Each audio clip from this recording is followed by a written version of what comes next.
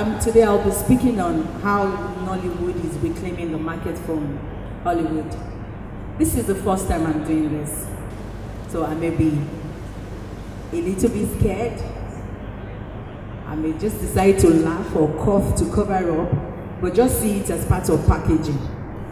You understand? Because we're in the packaging age now, and we do that on Instagram a lot. But the only difference about Instagram and now is there's no filter, no editing. So it's just me and you directly. While growing up, my siblings and I watched many Hollywood movies. We loved them even though we could barely hear the words and barely relate to the concepts of their stories.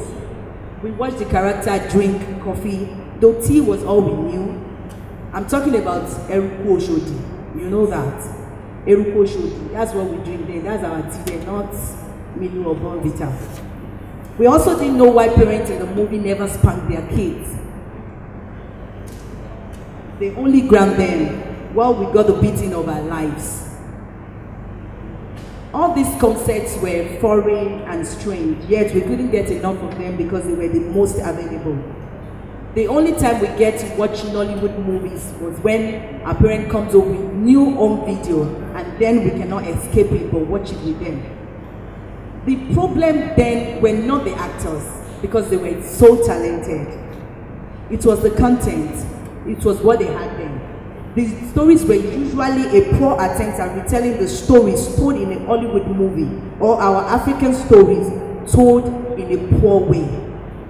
However, we moved from wanting to escape to loving the movies because of the mystery and the spiritual theme. These were the days of Abijawara, Fade Yoloro, Orishabumi, Willy Willy, and many others. We then evolved from movies with that kind of theme to movies that are based on morals, then later to romance. Maybe because of economic hardship, people were no longer interested in just romance, so we had to stop romancing romance. Despite our poor content and mode of delivering them, Nollywood was at that time second largest in the world of volume, ahead of Hollywood. So we had the market in terms of quantity, but not quality. Fast forward from then to now, we have come a long way. The industry has evolved and a good number of movies can now compete, I repeat, can compete with Hollywood movies. A number of factors has really helped us. Number one, the social media. The advent of social media brought the industry closer to the people. Stories that an average person would normally not hear are now being shared on social media every day. We read stories like Keep the Change Bay on Twitter, and Jolo Olumofi Instagram page is full of many strange but true stories.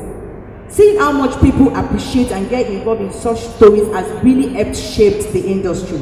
Now we know the kind of stories to tell and how to tell them. Number two, believable stories. We now produce movies that tell a different kind of story. The story of our people, our history. Our stories now depict and reflect the day-to-day life of an average person and family in Nigeria.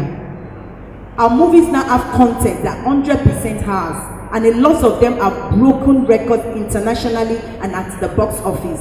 Some of them are Jetta Amata's Black November, which broke new ground with the cast of both Hollywood and Nollywood talent in the telling of the story of the Niger Delta region of Nigeria. Mo Abodu's Wedding Party was screened at the Toronto International Film Festival and tells the story of the shenanigans that go on during the planning of the wedding in Nigeria, grossed over 400 million at our box office. Omoni Obodi Okafor's Law, which tells the story of a man who put to test the law that states that once a man has had a woman, he can have her again at any time, was also screened at Toronto International Film Festival and is still making tremendous success at box office. I'm actually in the movie. I played Toyin Tijani, so you need to see the movie. That's another part of me. Izu Ojukwu 76, which tells the story of the 1976 military coup that led to the death of Murtala Muhammad.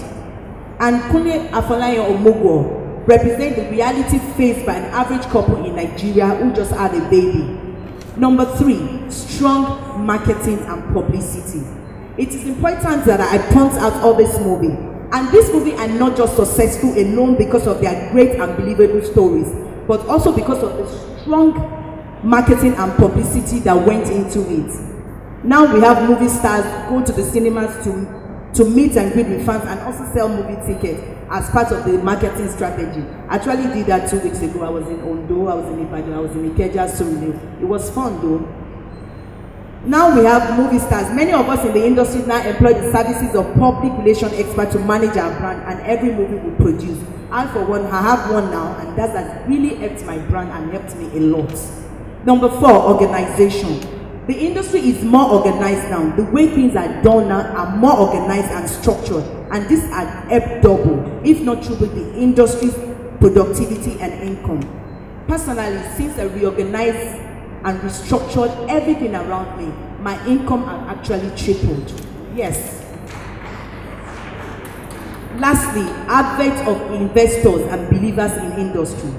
The industry now holds much potential for investors, having been valued about $5 billion in 2014. The industry now has a robust growth and international appeal which offers diverse opportunities. Many entrepreneurs, actors, filmmakers, and believers in Nollywood are now eager to contribute, however, to the growth and to the advance of the industry. Nollywood movies are now prevalent in cinemas and markets of Nigeria and also throughout Africa.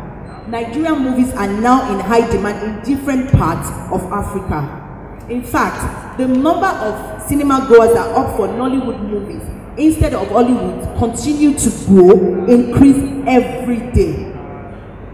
African Magic and Iroko TV has become the home of great African storytelling and entertainment and can conveniently boast of its millions of viewers and subscribers respectively.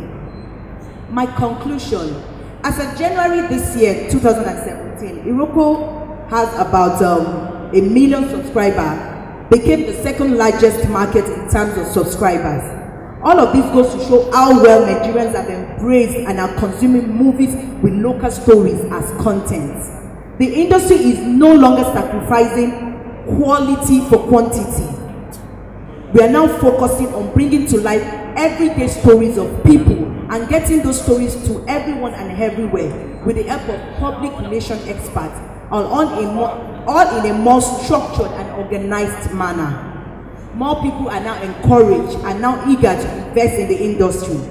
It is therefore only a matter of time Nollywood will totally reclaim the market from Hollywood.